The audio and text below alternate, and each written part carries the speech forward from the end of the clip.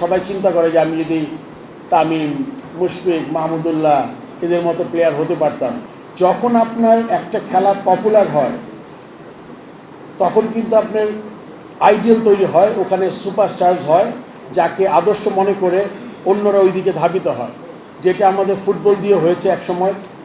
এখন আমরা ক্রিকেট দিয়ে আমরা বিশ্বের দরবারে গেছি এবং আমাদের বেশ কিছু প্লেয়ার এসছে যাদের দেখে এখন দেখবেন সব জায়গায় কিন্তু সবাই চিন্তা করে যে আমি যদি তামিম, মুশফিক, মাহমুদুল্লাহ এদের মতো প্লেয়ার হতে পারতাম।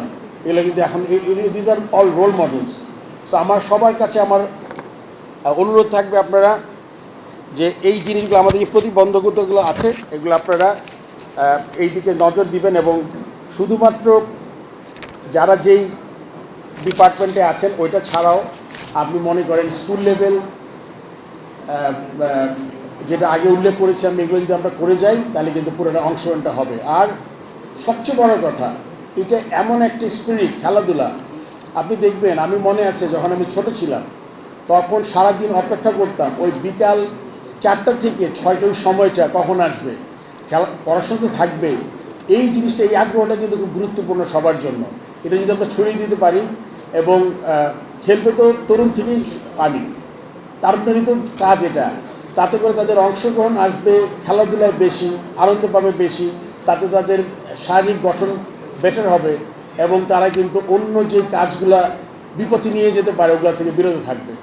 তবে আমি আশা করব এই দিবসটাকে যে উৎসাহ উদ্দীপনা নিয়ে আমরা পালন করছি এটার প্রতিফলন যাতে আমরা সারা বছর দেখতে পাই। এবং আপনারা এখানে যারা আছেন আই এম শিওর আপনারা সবাই বিভিন্ন ফেডারেশনের সাথে জড়িত, তারা চেষ্টা করবেন আপনাদের ডিসিপ্লিনটা যাতে যার যে ক্যাপাসিটিতে আমরা ছড়িয়ে দিতে পারি বিভিন্ন জায়গায় আরও বড় পরিসরে। সবাইকে আবারও ধন্যবাদ। আমি আশা করব প্রতি বছর আমরা এভাবেই করব এবং আপনারা অংশগ্রহণ করবেন এবং এই খেলাধুলার মাধ্যমে আমরা যদি সবাই কাজ করি একসাথে আমরা অনেকদিন এগিয়ে নিয়ে যাব। সবাইকে ধন্যবাদ এবং সবাই পরিসরে আরও ধন্যবাদ জানাচ্ছি আমাকে এখানে আলোচক হিসাবে আমন্ত্রণ জানানোর জন্য। ধন্যবাদ সবাই।